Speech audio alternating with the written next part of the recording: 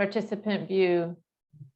Thank you, until we get through introductions. Okay. That would be great. Yes. Yeah, thank you. All right, well, welcome everyone. I'm Carol Martin, as already pointed out. And you will note that under my name, I've added my role in the context of our work together. So I've listed myself as facilitator.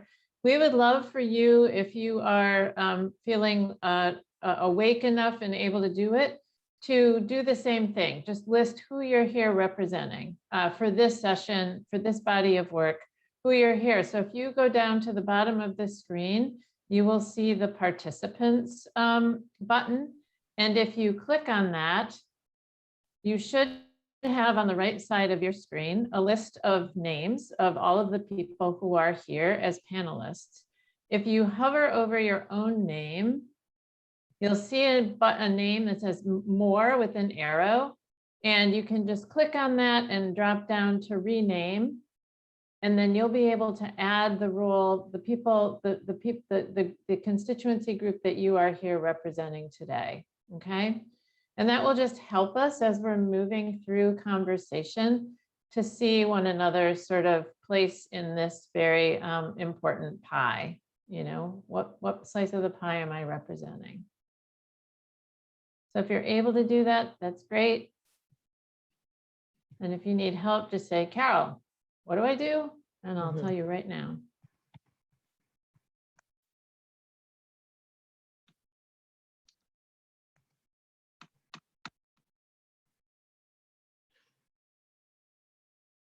Okay. Looks like most people are. Again, just hover over your name. As host, Erin, you can do this on behalf of people as well.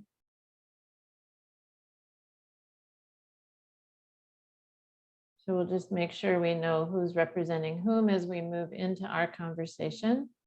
I know Carrie Woodcock is from the Maine Parent Federation. I'm thinking she might be off camera, not in attendance right now. So I'm going to wait for her. I'll private message her to change her name as she becomes available. Oh no, she's here. Hey, Erin, I'm here. I'm in the car, so I can't do that. I'll do it for you if that's okay. Sorry. I took care of it. Thanks, Carrie. Thanks, Carrie. We got it. All right.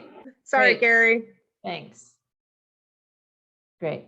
And then Taryn, I think that leaves you. Hi. Hi. Are you okay if Erin enters the role that you're playing here? Oh, yes. Sure. I'm sorry. I don't really know what I'm doing. That's okay. What's your role, Taryn? You don't need to. I am the mother of Jamison Miller. She's a 3-year-old little girl with autism who is enrolled in an early intervention center. Okay. Thanks very much. Thank you. Okay. Thanks very much. Yeah. No, this stuff can be tricky. All right. So I will invite everyone who is not speaking at the, we're going to have a bit of a presentation now. Those who have worked on it have put a great deal of effort into making sure that the information that's about to be shared is clear. That said, if we're moving through this and you have clarifying questions, please just raise your hand. You can use the little raise hand button. You can see I just raised mine. If you look at my photo or my Zoom link, my face, you'll see. And you can also lower your own hand. You can also just wave and I'll be keeping an eye out. So either way works if you have a clarifying question. You're also welcome to use the chat feature for that purpose. If you have a clarifying question, drop it in there and you'll see that I will call it out and we'll make sure that it is included in the discussion and presentation flow. So that's a little bit about today. More as we go, we really are excited to have all voices in. So if you're able to contribute, we would really love to hear from you. You'll see specific points in which we're going to be asking for feedback, comments, and your very good thinking. So with that, I will turn the floor over to you, Erin. Okay, and I will start sharing. So thank you all for coming. I'm hoping everyone can see the screen now. We are presenting from Child Development Services. We are the leadership team of Child Development Services. I'm Erin Frazier, the Director of Special Services, Birth 22, And also presenting today is Dr. Roberta Lucas, Early Childhood Special Education Director and Section 619 Coordinator. Jamie Mishu is our Part C Coordinator, and although this 386, the bulk of 386 is for 3+-year-olds, Jamie will be here for any questions or clarifying questions you might have about Part C.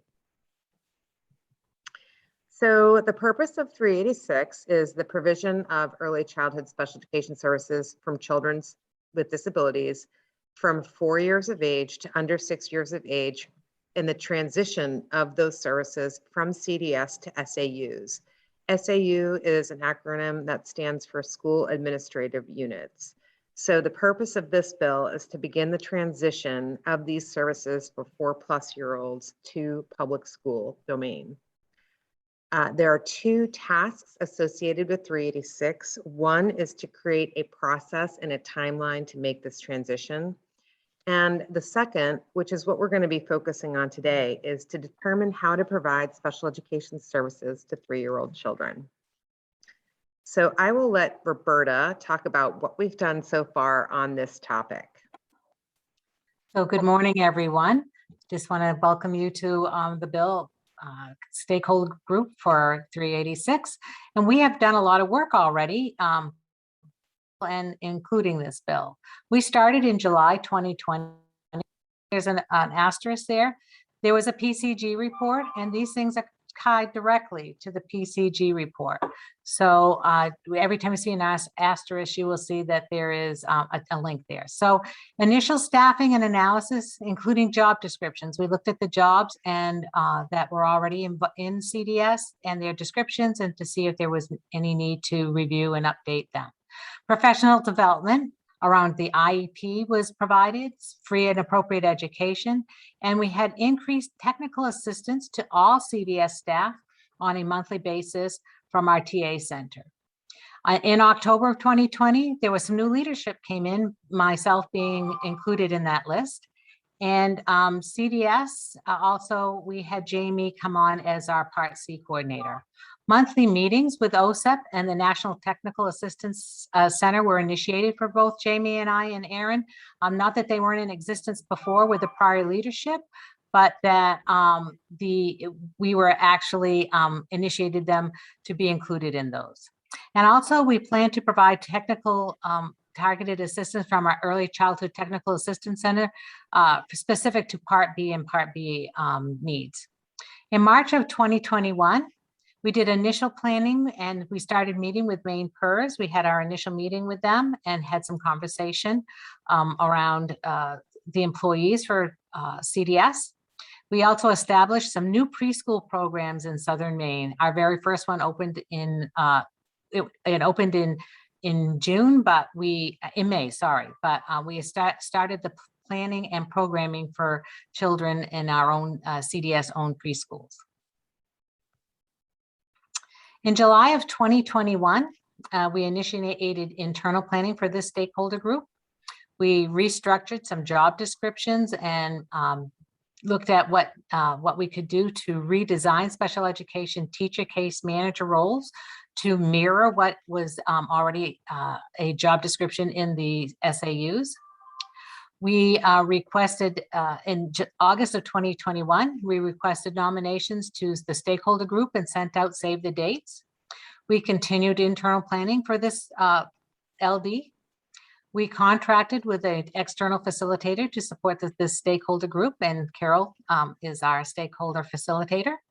We created special education case manager trainings, and it's ongoing. We contracted with a special ed consultant to do that.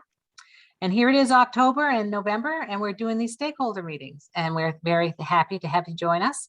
And in December, we'll have to start our initial report to complete the LDs to report out to the Education and Cultural Affairs Committee. Thank you, Roberta. Oh, appointing the chair. Yep. So as part of the bill, we have to appoint a chair. And so the appointing chair is required in the report, and will report out and attend the work sessions of to the Education and Cultural Affairs Committee. And if you'd like to nominate yourself or any other member, please email Erin Fraser at erin.fraser@maine.gov by 11/5/2021. 2021. That's next Friday. For your nominee or self-nomination, we'd like you to include a brief bio of that nominee and why you feel that individual will make an excellent chair. And that chair, we will send out a survey or a polling once we have all the nominees for you to choose that. And the chair position will be appointed prior to the next meeting on 11/22/21. Thank you. So for an overview, we're going to be giving some overview information from special education law in general, so that you have a bit of context when we're looking at how these services have been provided in Maine and where we're headed. So in this infographic, you can see that at the top of the chain is the U.S. Department of Education.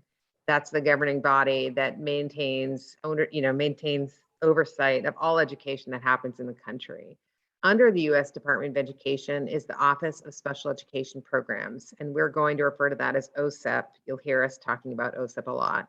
OSEP supports special education throughout the country. And OSEP directly oversees us, the Maine Department of Education. We are nationally known as a state education agency. Local education agencies in Maine are called school administrative units. So there's lots of acronyms that we use in education, as you know. But from a national perspective, we are an SEA. Maine Department of Education is an SEA. And there are 3 required positions in an SEA for special education.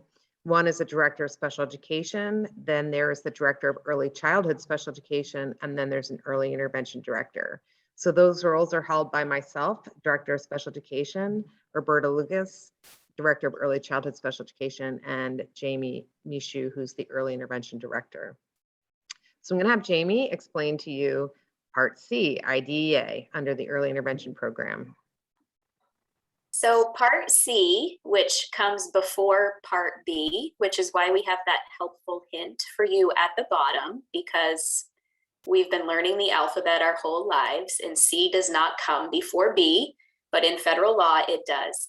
So Part C is the section of the Individuals with Disabilities Education Act, or IDEA, that covers early intervention for children birth through their 3rd birthday.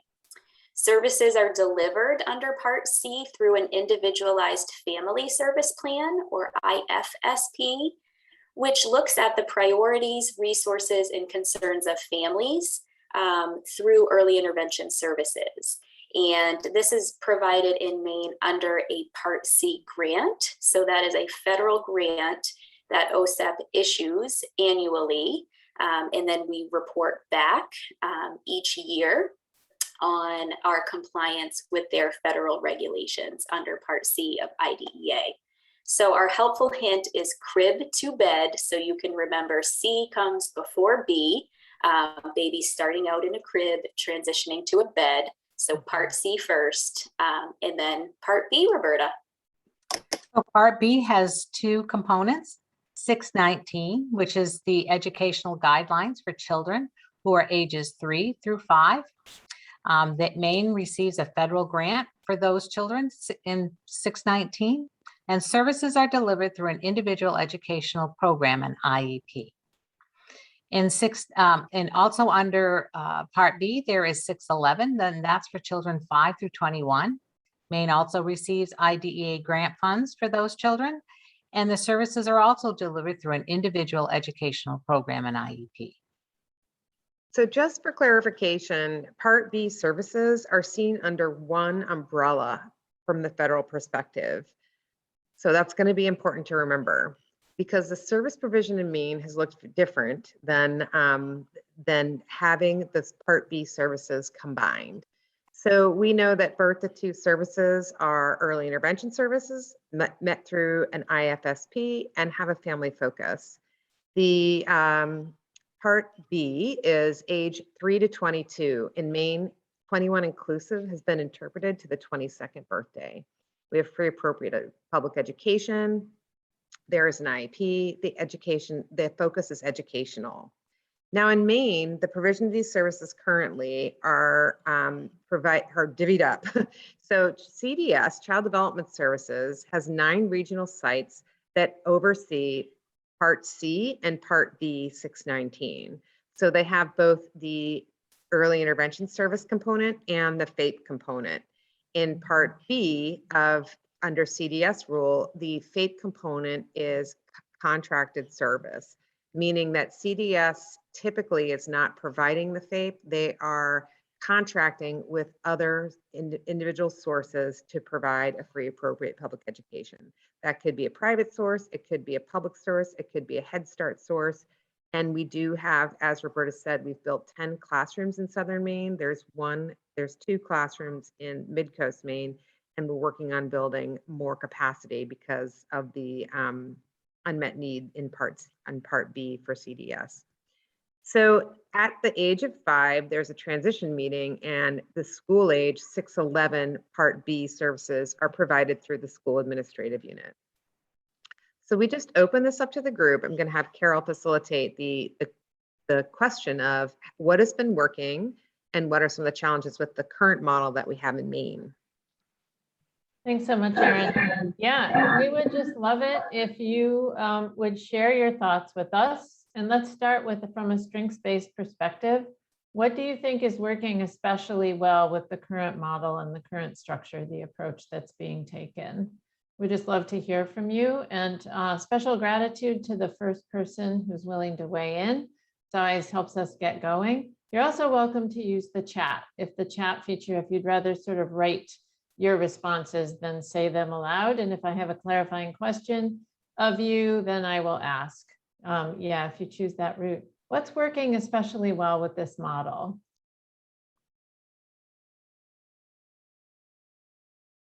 Taryn? Yes, I've seen so much progress in Jameson. She started in October of 2020, and in just a year, I mean, the school has really done an excellent job in just individualizing her needs, and just the one-on-one attention, and just it's been wonderful. I mean, she went from essentially nonverbal to she's saying 3 to 4 word sentences now, and I'm so very appreciative of all these programs, and the advocacy for the kiddos. It's just wonderful.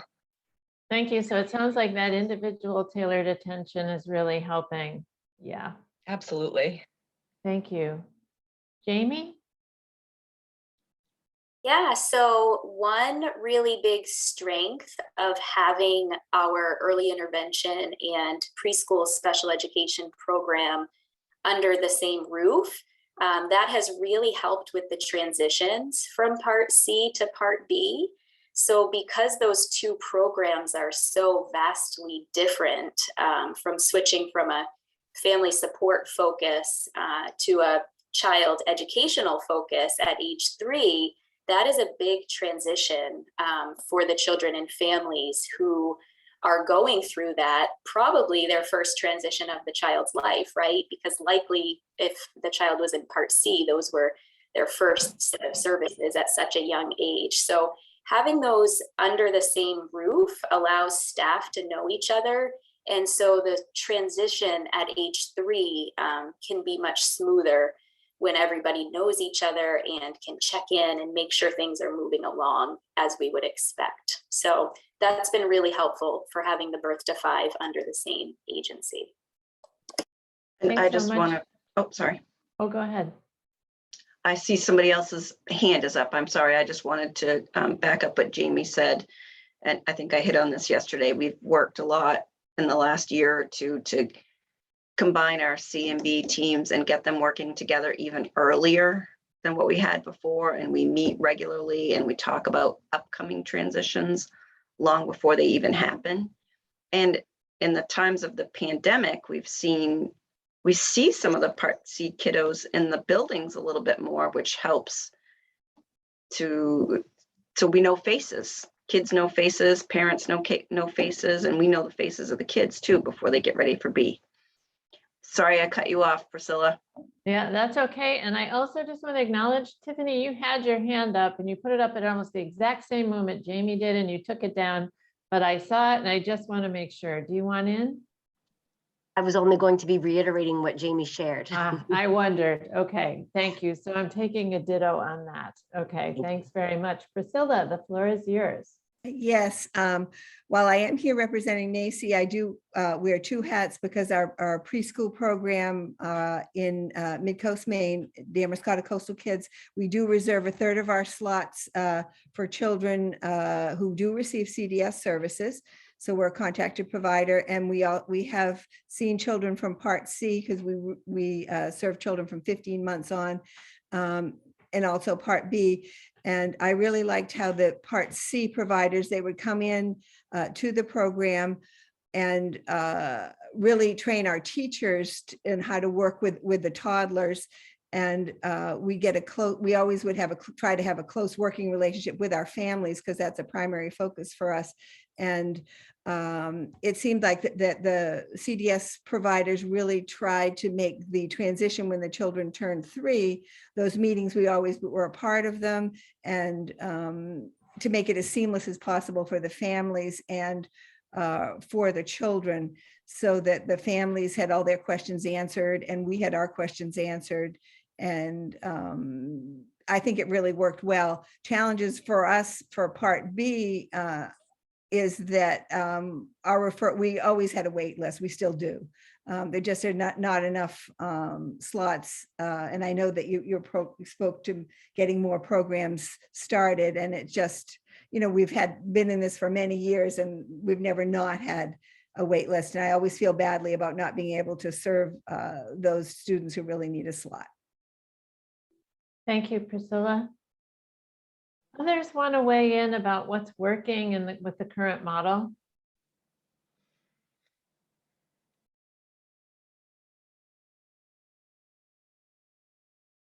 Tiffany? I would just add that there are, the children that we serve in some of our more intensive settings, it really is a benefit that at age 3, they become eligible to be in a group setting with other children.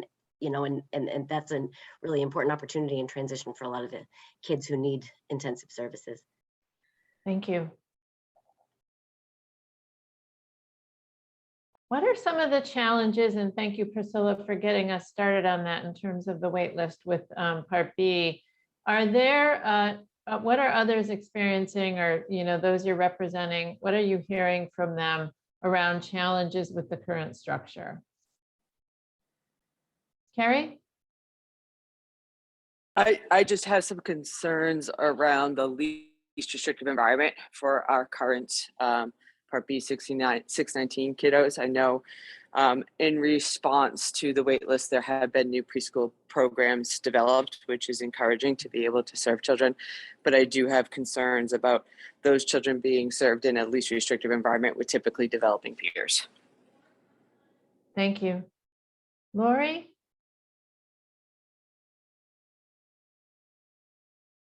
You are muted. Don't worry. Happens to all of us. It's a nice segue from what Carrie was just saying about the new preschools that I can speak to. We actually had our 11th classroom license this week. So we're all set to start on Monday, which is super exciting. We have children all ready to go that have toured and are ready to start on Monday. So that's exciting. In terms of the least restrictive environment, we actually are creating different options within our centers. So we do have 50-50 classrooms within Gray, within Brunswick, within Biddeford. So the only one we don't have that in right now is in Arundel. We have 2 special ed classrooms, but we are really trying to work on having that full continuum within each program so that as children make progress, they can just go across the hall to their new classroom where they're ready to then access typically developing peers, which is really exciting. And that's the model that we're really that's my vision. That's Roberta and Aaron's vision, is to support children in the least restrictive setting. I'm really focused on working with community providers. So 2 of our programs are within childcare centers. So then we can then have access to typically developing children on the playground immediately. And we also have access to their children as well. Those children who don't like to nap in the afternoon are ideal candidates to keep other children awake. They can come into our classroom and be peer models for our children, which is awesome. In terms of the struggles, I think I have a new perspective in my new role on how difficult it is to have a fee-for-service model. I think it's really hard for the people, even in this group, they can speak to how difficult it is to have staff and to have a child out for 3 weeks because they're sick or they're on vacation, and you have staff you have to pay and you don't get paid.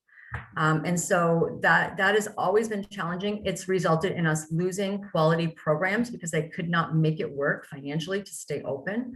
And so within our programs, we've been able to shift away from that because they're CDS programs, which has been not only helpful, the financial part, but really what's the most helpful is that we really can look at what does this individual child require? What is least restrictive? I don't need to be concerned about, one-to-one is the most effective billing mechanism, or I don't need to, double the resources to access main care. I can really look at what is fate for this child and provide it. And so we're bringing lots of children in on interim plans because my job is to build capacity. We bring them in at a higher ratio maybe than their IEP called for, because culturally, we as CDS have written one-to-one a lot because that's what the market demanded. And that's just the honest truth. And so we bring children on in at 2-to-1 or 3-to-1, and then we collect data over 30 days. And then we look at, does the IEP need to be changed? So I'm hoping that, obviously as we move toward moving children into public school, they would also have the same model that we're using within the CDS preschools, where they're not tied to a funding mechanism to make their business work. Thank you. Priscilla? I didn't take my hand down, but I do. Ah. I mean, I can just echo that as someone who for many years has tried to balance that fee for service. It is challenging. While we do keep those 1/3 slots open, but trying to manage the expenses of running a program where 2/3 of our other students are tuition paying, and then those other 1/3, some of them, if the child doesn't attend, we have an empty slot with no funds coming in, and yet we're paying our teachers. We feel committed to also paying the children that are, the staff, the ed techs that were one-to-ones, by giving them other work in other classrooms. But it's always been an ongoing challenge of having the fee per child. Thank you. Others, comments on the struggles that you're facing or those you're representing are facing with the current model? Carol, I can't figure out how to raise my hand and share my screen, but I will say that one of the challenges to the current model from my perspective is that the Part B services for 619 children have seemed separate and different from school age services. And that's something, we've been working hard since I've got here to make sure people understand that there is one IEP between 3 and 22 years of age. But that's one of the interesting things about how this system has made those services seem separate and different from Part B services that are offered in school. Thank you, Erin.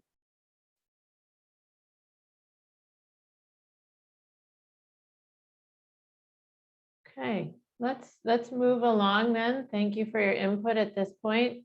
Erin, you want to keep us moving? Yes. So here is our proposed vision of services, and this is why you're here today, to help us with the to be determined section.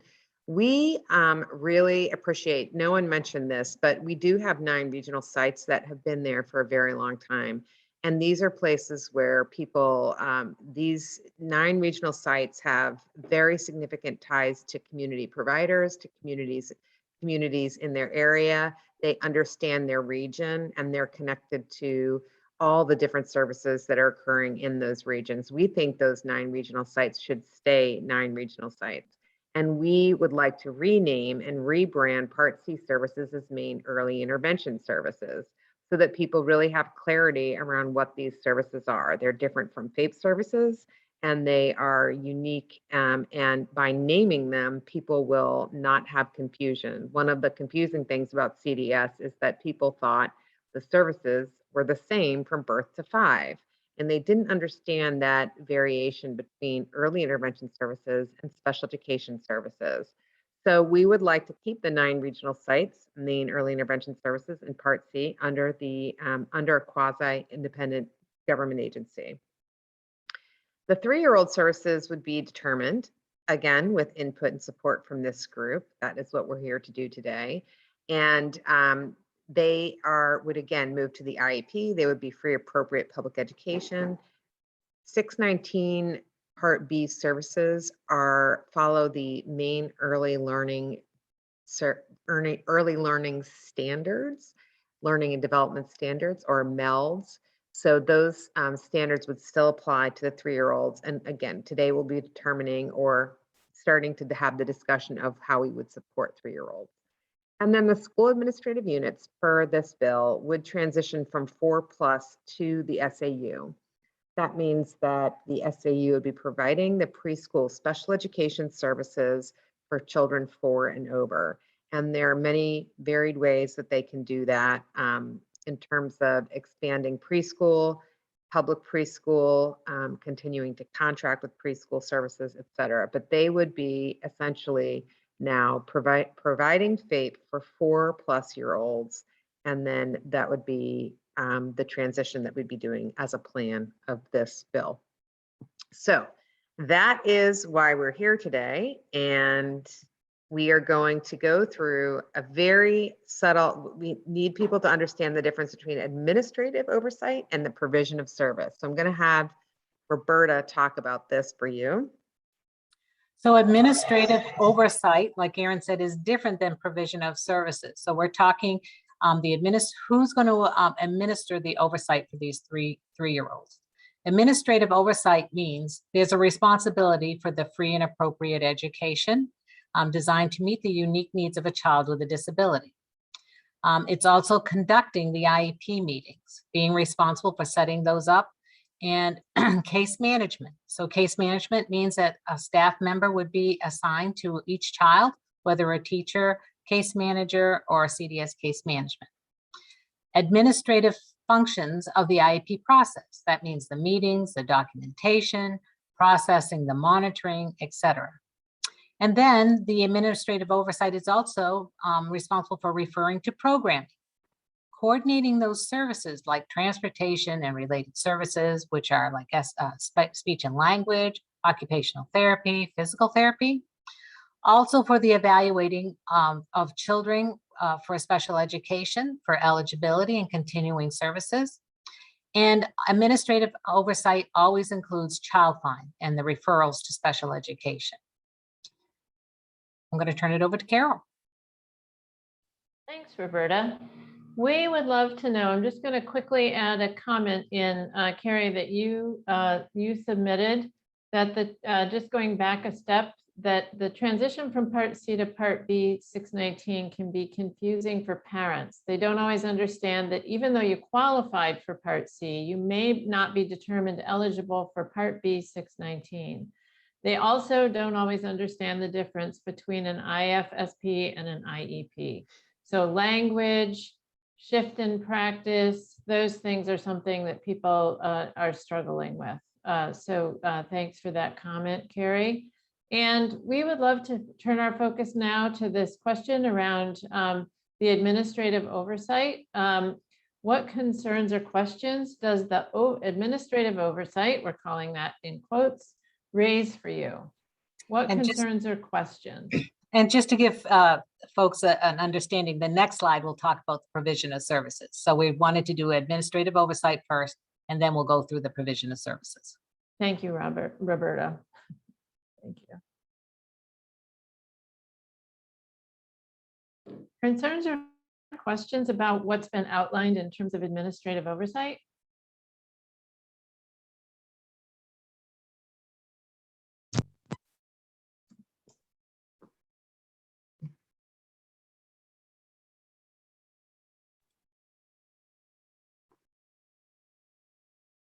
Carrie?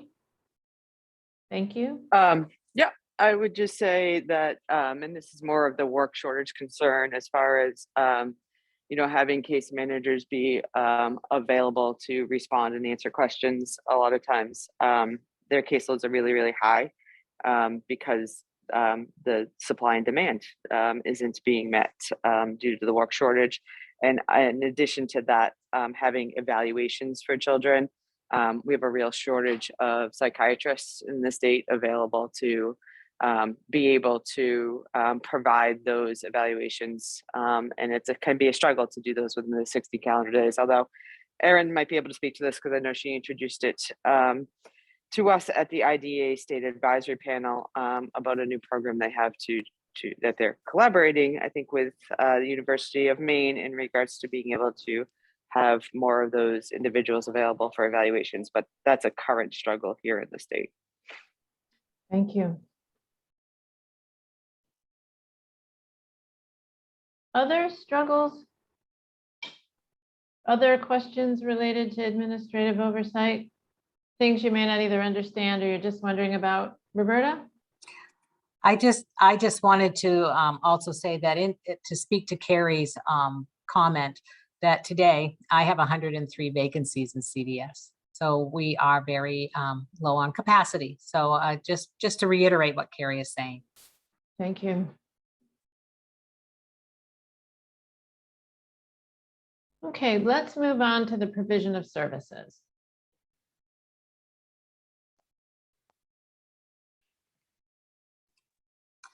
So the provision of services is different than the administrative responsibility.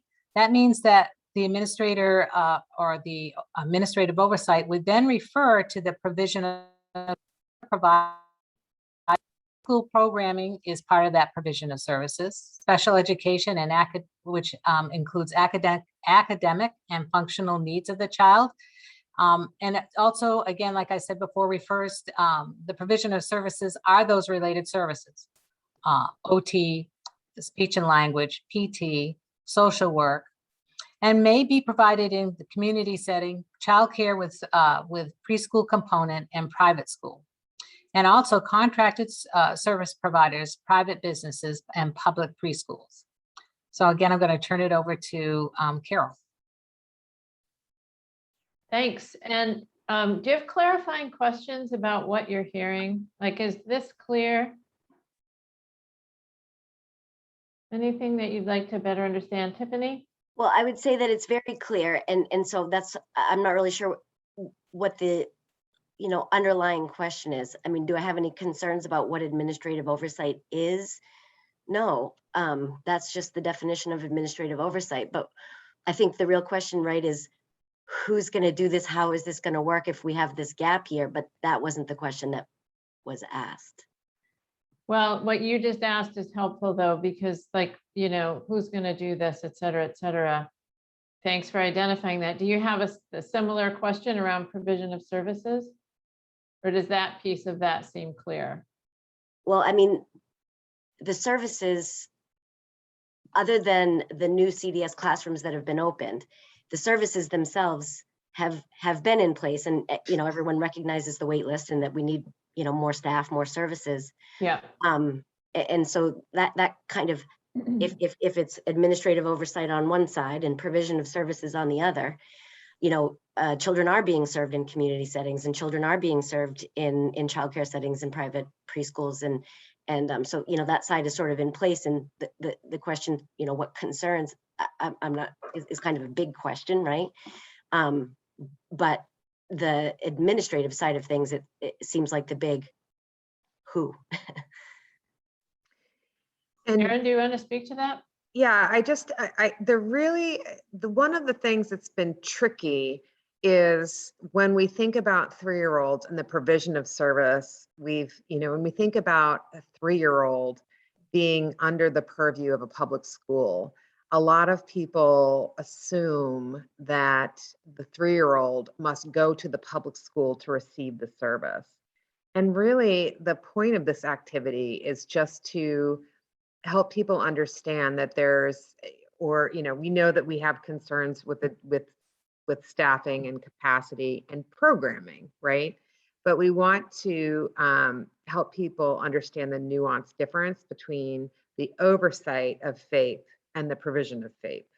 So just like, you know, Tiffany, you run a great day treatment program, and I know that, you know, for instance, the Saco school department might send children to you, but they are responsible for FAPE, right? They are responsible for FAPE and you are providing the FAPE.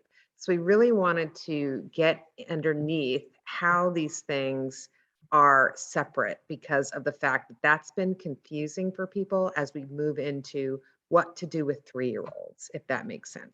Does that make sense to you? Okay. So we just wanted to, you know, further clarify how these two concepts are different. I think we can move on to the options, and I'm going to have Roberta. Roberta, you were in and out a little with your audio, so if that happens, I might say that we switch, assuming people can hear me fine. But we'll have you go through the 3 options we're considering. So these 3 options. I can hear These you. 3. Okay. So there are 3 options that are that comply with IDEA and our federal regulations. Option 1 is the quasi-state agency, where FAPE and the obligation on the quasi-state agency, and it is created within the main DOE. Oversight by special education department will continue. Contracted service providers would also be continuing. Current CDS staff providing case management and IEP implementation would continue. Rebranding would also happen with a preschool special education program in place, and facilitated transition meetings from Part C to Part B would be one option. I just want to clarify one thing that you said in this list. The oversight would be as it is now by the Special Services Department. Sorry. So that would be, no, it's okay. You said special education. I just want people to understand this would be really a continuation of an alternate quasi-state agency. My dog is being a little overactive, so Erin, I'm going to let you take over. Sorry. Okay, sure. So I'll go to the third option, which, because these two are kind of 2 ends of the spectrum, right? So the SAU is responsible. The SAU has a FAPE obligation for a 3-year-old. The main DOE monitors the SAU quite like it does right now for 5 through 22-year-olds. The SAU is responsible for enrolled children in their catchment area, just like they are now. Each SAU would determine how to provide services for 3-year-old children. Would they build their own program? Would they partner with community providers? Would they partner with private preschools? They could create regional preschools. They could create regional programs for 3-year-old children. They could continue to contract with preschools that are already established to provide these services. They could provide their own staffing in this model, and they would provide transportation, and they would facilitate the Part B to C transition. Part C has the onus of responsibility for that transition. Part B would have to evaluate those children. So that would require the SAU to be doing all of the components of what currently CDS is doing for 3-year-olds. Okay. The hybrid model, which is the blend of these 2 models, the FAPE obligation would still be within the SAU. The oversight of this quasi-government agency would occur by the Maine Department of Education. And then we would individualize the choice of what the SAU does per an agreement. So they would have choices in the following options. They would have choice of who's providing the service, the provision of service, the staffing, the administrative oversight, the eligibility requirements, including evaluation, child find eligibility meetings, transportation, data system choice. Currently we use SYNC in CDS, supporting referrals, coordinating services, case management, and facilitating transition from Part C to B. So in this model, although the SAU has the FAPE obligation, they can team with the rebranded CDS to provide any number of these services that they would be interested in participating in, kind of like a menu of a la carte options. Let's say this SAU is in the way north part of Maine, and the access to preschool, trained preschool teaching staff, evaluators is not present. They would contract with the organization, CDS or quasi-governmental organization, whatever the name would be, to provide a portion of these services while still maintaining the FAPE obligation. By maintaining the FAPE obligation, they have the responsibility to make sure that those services are being supported. So those are the three options that this bill asked us to look at, really kind of two ends of the spectrum, and then a blend of choices that would occur in the middle. All of these options comply with IDEI. It's very important to understand that when we are choosing a model for our state, we still have to be in compliance with the federal law. So there still has to be someone who is responsible for FAPE in this model. And so I'm going to turn it over to Carol as we work through each of these options as a group. Erin, we have a clarifying question in the chat about the hybrid model. Who would be communicating with the parents? A case manager within the SAU or the semi-quasi-governmental organization agency? Okay, so that would be the choice of the SAU. Let's go to the school model, and let's use the example of a child who is in the catchment area of Saco but goes to Waban. So those two parties maintain different types of communication with the parent. Waban might have daily communication with the parent, and the SAU may have progress reporting, attend IEP meetings, make sure the IEP is in compliance, et cetera. So it would be that kind of thing. Who would be the case management? Who would be the focal person to be speaking with that parent would be a determination that the quasi-government agency and the SAU would make together. The SAU might say, I'm going to have administrative oversight of this. I'm going to make sure the IEP is written correctly. I'm going to make sure that the progress monitoring comes in so that I can make sure that this child is maintaining or making progress on their goals.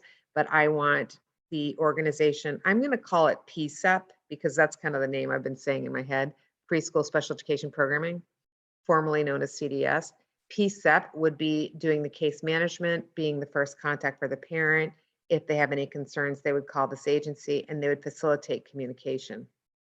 That's how it's done in school age when a school contracts for another provider to be providing a service for them, even though they're responsible for FAPE. And we have that model and it's well known in the state. Okay, thank you. I think what we would like to do, well, first let me invite clarifying questions. Okay. Are there any clarifying questions about these beyond the question we just received? Carrie, thank you for that. Any other clarifying questions about what you're seeing here?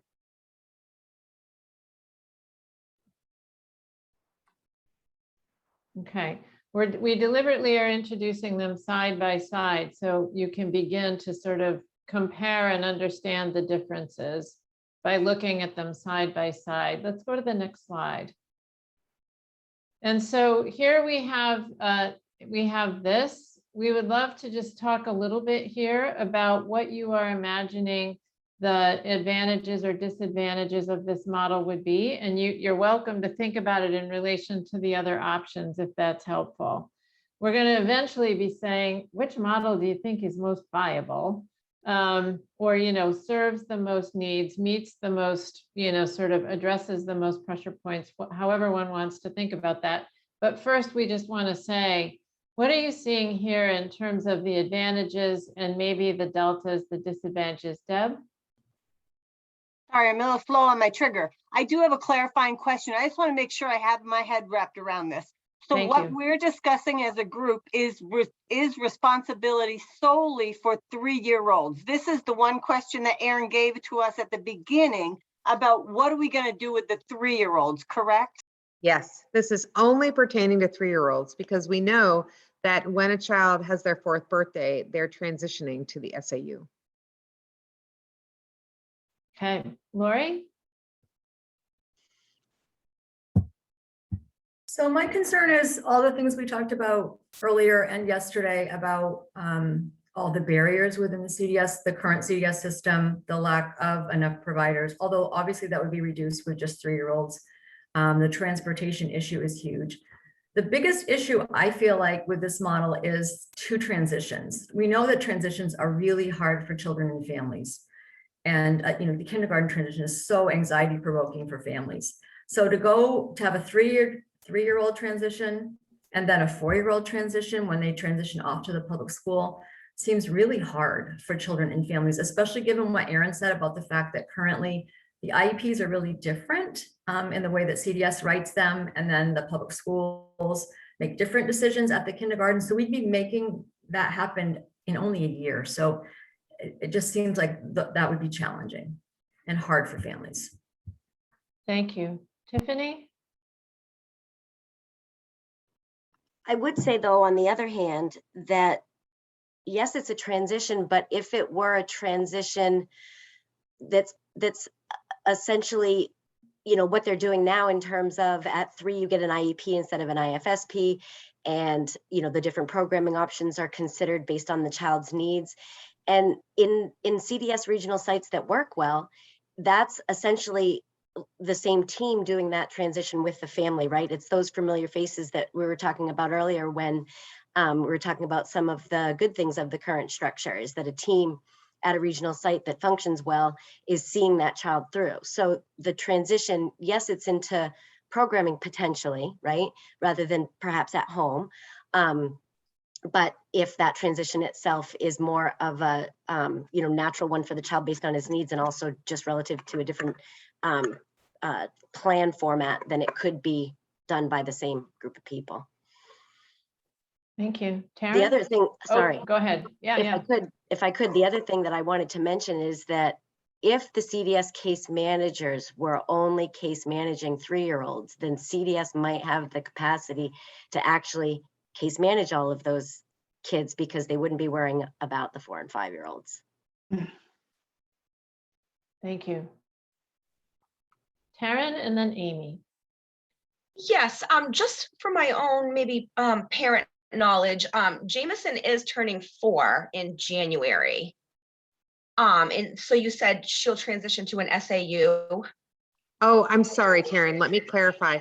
We're planning a transition. That transition probably isn't likely for 3 to 5 years. So that would Okay. not be happening when your child turns 4. I'm sorry to cause you any panic around that. No, that's okay. That's okay. Thank you. Yeah. Okay, thank you. Yeah, we're really we're delighted that you're here, Taryn, because you're having the experience and you can help us think about in the future, right? None of this is going to be happening in the short term, but any experience you've had that would help us do a better job of thinking through future options is greatly appreciated. So jump in at any point. Okay. You're very welcome, and I'm happy to be here. Thanks. Thank you. Amy? So just kind of following up on the things that Tiffany was talking about and Lori. So right now we do 2 transitions. We transition them at 3, and then we transition them when we go to kindergarten. So we wouldn't be doing any additional transitions. We'd just be doing it a year sooner, right? Correct. Okay, that's what I thought. And then I also wanted to piggyback on what Tiffany said about because I'm a site director, and I can tell you, I don't have numbers in front of me, but we're getting more and more and more 3-year-olds with more and more significant needs, which hence needs more case management. And I do agree with Tiffany that if we didn't have the preschoolers, then that does give us a lot more capacity to work with what we have for good, strong case management. And I see that to me, it seems that we would have more options available. And the thing that well, maybe that's a different conversation. So I'll wait for the next part. I will say that, thank you for pointing out that there's not more transitions. I would say that they are a lot in a shorter period of time. You know what I Yeah. mean? So even though there's the same amount, it's crunched down to the point where that could be, for a parent, you know, it's a lot of transitions for a parent. We know that crib to bed, C to B transition, it's very challenging for parents to understand the difference between the services. And we're continually working on trying to help people understand that transition. And so if they then transition to a new set of people in a public school, that would be potentially, you know, it would give less time for that B team to be working with that child. So you're absolutely right. But transitions is something we should think about because of the crunched time span for that. But excellent points, all of you. I'm really enjoying this discussion. Thank you, Carrie, and then Priscilla. Just to back up Erin's point, and to make another brief point about transitions, yes, the crunch transition time is a lot of pressure on parents. When you have a child with a disability, you oftentimes look to find champions to help you and your family and your child, and those champions can be hard to find. And when you're transitioning from one system to care to the next within a year's time, and going through 2 transitions within a year's time, that's extremely complicating and difficult for families.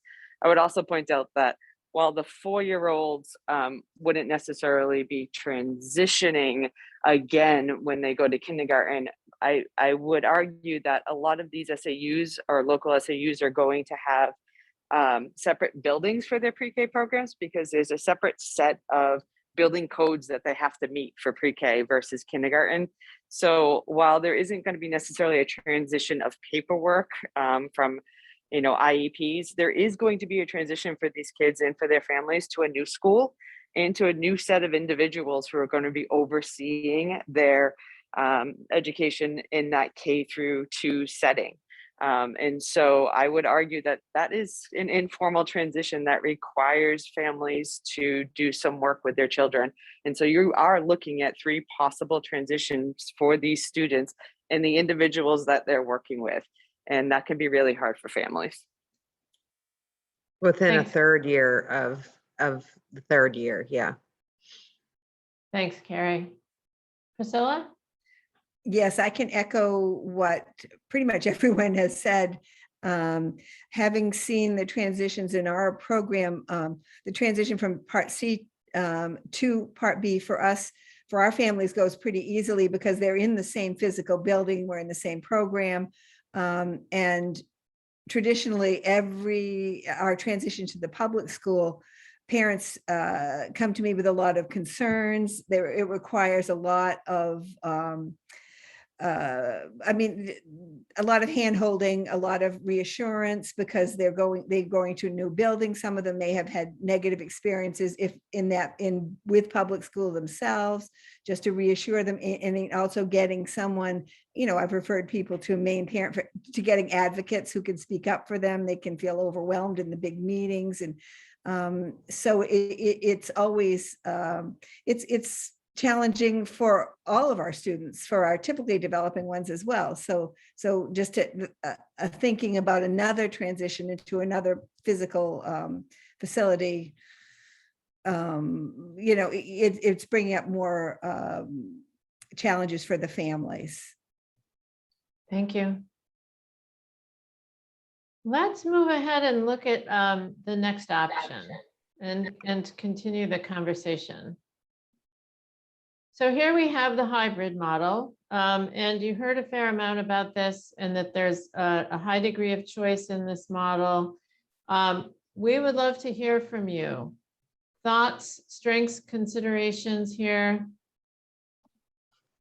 How viable is this model, Tiffany?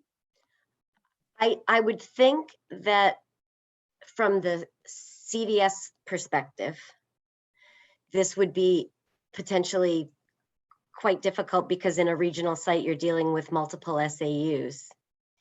And if each SAU were making different choices, let's just even simply talk about sync, for example, right? One thing that CDS is very used to, but that SAU doesn't, uses a Dory or kind of all over the place. I would imagine that a hybrid model where this district does these 4 options and that district does these 2 options could be pretty chaotic. Thank you. Yep, lots of layers to manage. Yep. Thank you. Lori? I mean, I actually kind of like this model. I have as I said yesterday, the 25-year perspective of how many times have bills come forward to dismantle CDS. I've lost count of how many times that's happened. And I think one of the big factors in that was districts being afraid of 3-year-olds especially, and just pushing back that we just can't do this work. Or what are all the systems that we have to put in place, all of the unknowns. And so I feel like this gives us options, gives districts comfort in knowing that they don't have to do the 3-year-olds right away. They can start with 4-year-olds if they're not doing them now. And then maybe later they can transition to more of the 3-year-old work within their districts, but it just feels like it's a safer place to give choice to districts. And I think it could be a little chaotic at first, but I'm sure there would be a lot of planning. As Erin said, this is going to not roll out tomorrow. It's going to be well thought out.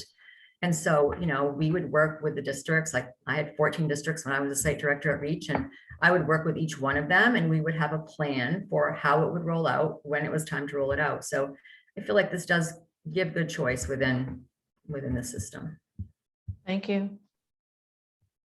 Other thoughts and comments about this hybrid model? I'm looking at my list of districts that literally is on ledger paper, 4 columns long, and thinking, wow, that'd be hard to keep track of. Okay, thank you. Other thoughts and reactions here? Deb? I think one question that always comes up is the responsibility for evaluation. So it would be great to know in this option, it says facilitate transition from C to B. Who's actually responsible in that option for doing the evaluations? And the reason I ask is to, I think it was Tiffany's point about knowing these kids well when they're leaving, who's going to evaluate what those children's needs are so that we can find out if they're eligible for Part B. Thanks. That would be sorry, I can't raise my hand, so I'm just going to interject. One thing we could look at in a hybrid model is narrowing the list down of what a quasi-state agency could do, such as just the provision of service. So that's something that we could think about as a team. If we wanted to do the hybrid model, we could, as a team, as a stakeholder group, you could think about narrowing this down. Currently, the way CDS is structured, we have, I'm going to exaggerate here, 1 million agreements with 1 million different people that we're navigating. It's one of the most complex parts of CDS is that there's so many contracts and MOUs and people are doing different things. So in a hybrid model, we could think about narrowing the focus of that to just the evaluation and eligibility and the provision of service. So we could cut that down, make it very clear, and approach it in that way if we felt like the provision of service might be the thing that the SAU is hesitant about. Carrie? Erin, in addition to that, could you also think about streamlining the process for parent communication so that maybe the case manager came from the SAU and would be their contact in regards to the provision of services instead of having a case manager with what would be the semi-quasi agency and feeling like they're having to talk with 3 different people to get one service or get clarification about a service? just thinking about communication in this model seems like it would be pretty difficult for families if they would have multiple contacts. And sometimes when that happens, parents get passed from one person to one person to one person and then don't get their questions answered. So I think maybe a clearer streamlining of who the parent's point of contact or case manager would be so that they could get their need met with one phone call as opposed to multiple phone calls would be important. Thanks. Deb, I don't know if your hand is still up or if you have an additional thought. Okay, thank you. Let's move to option 3 and talk about it a little bit. Okay, so here we are. We know the SAU has the primary responsibility in this option. And would love to hear your thoughts about this.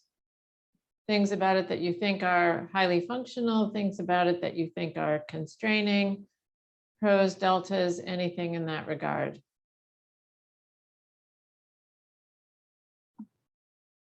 Tiffany?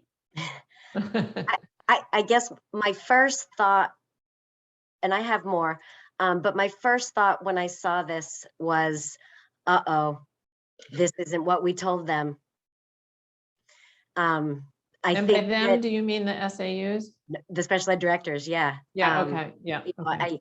I am one, I'm in those meetings, and this isn't what we've been telling them. And so I think this one is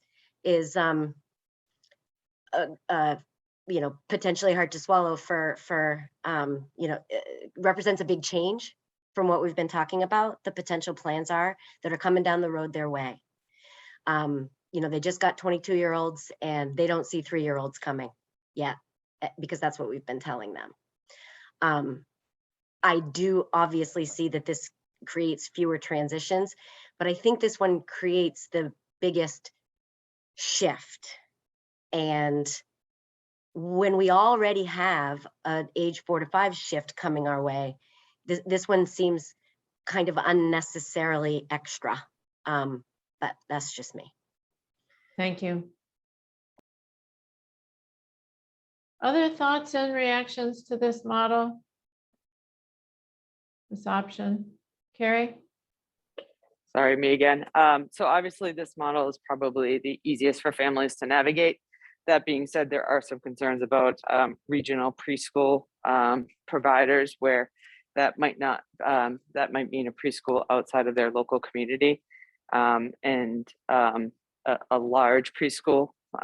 So there would be some concerns about those settings. And there are also concerns about currently in the model, oftentimes there's parent choice or at least parent input is considered when they're looking at the options for the preschools that they can send their children to. And they, you know, get the opportunity to go and visit and pick a model that best suits the needs of their child. And that would probably depend upon the child's disability as to where that best suits their needs. And so this would most likely eliminate that option for parents. So that would be a concern. Thank you. Other thoughts or questions about this? Lori? I just have a question for Erin. So in number 2, the SAU is still responsible for FAPE, right? So they would be the ones to create the IEP and then the rest of it could be, no? No, I again, back to my, I'm in a public school and I'm sending a child to an out of unit placement. Okay. So I'm ultimately responsible for FAPE and the IEP, but the special purpose private school might write most of that IEP because they're working directly with the kid and they're doing the assessments and they have the information. I'm responsible, but someone else is providing it. Okay, but like, so would CDS staff still be writing, authorizing FAPE within number 2 as well? Nope. The SAU would be responsible. So it's still just one transition at 3 in number 2 and number 3, correct? Right. Okay. And Lori, does that lead you to have, oh, go ahead. The reason for that hybrid, the SAU being responsible for FAPE is that, you know, that is the ownership of making sure a service is provided.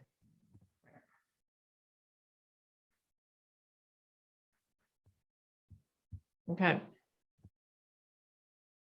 Thanks. Other thoughts on this model or questions? I have a comment, just that the majority of the country uses this model very effectively. And because again, through the federal lens, Part B is one unit. And I just would like that to be in the notes. The majority of the country, I think there may be 6 states that don't have 619 services within their public school system. Thank you. Okay. So Erin, at one point we had talked about doing a poll for people to rank this, and I don't know if that poll has been established, so I'll just Has check not been in. established. Okay. So we So can then- use the chat box. Yeah, that's what I was just going to say. What we would love for everyone who knows how to use the chat box, and if you don't, I'll just say quickly, if you look at the bottom of your screen, there's a little like thought bubble, and underneath it, it says chat at the bottom of your Zoom screen. And if you click on it, space opens up for you to enter a comment. And we would just love for you to, and there's nothing binding about this. This is just our opportunity to test where thinking is at as a result of this conversation.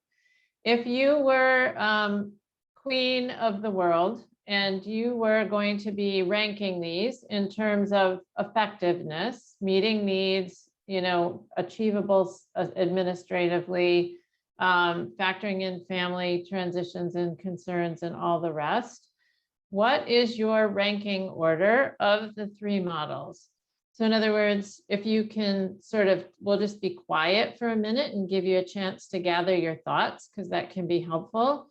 Putting the model you think is the most viable first. So put that as your, list that, and then just go down, in whatever order. So, and maybe we can just put the slide up, Erin, with all 3 models on, so people can be looking at them. Thank you. As they're thinking about, let's rank them from highest viability to lowest viability, all things considered. And again, this, I can't emphasize enough, this is not binding. This is just a temperature check for our learning. And we'll be quiet and give you a minute to just put these in the order that you want to submit them, and then put them in the chat, and we'll just do a quick glance at what you submit and go from there.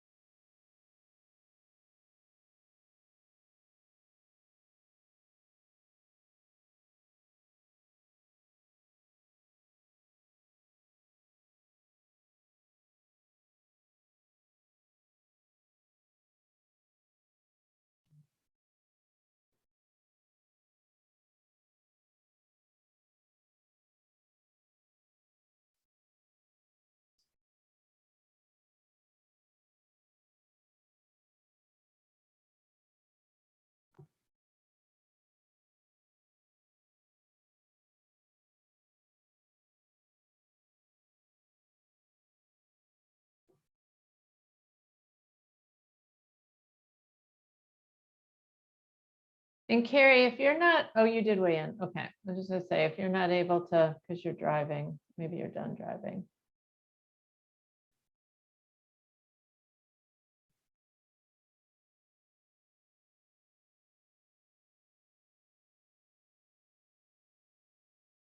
Okay, that might be everyone.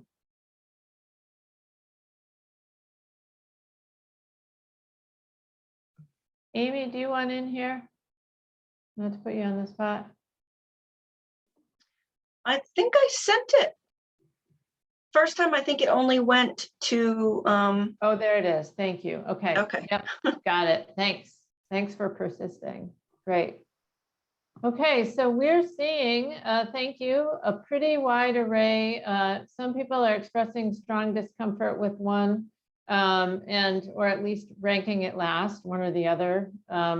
or maybe both, ranking it last and not being comfortable with it.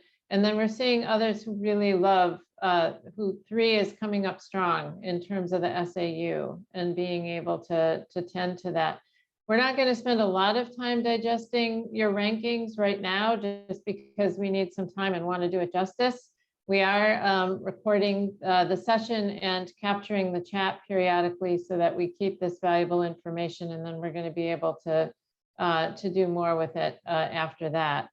So thank you for weighing in. And again, just last emphasis, not binding, just a helpful temperature check for us to better understand your thinking.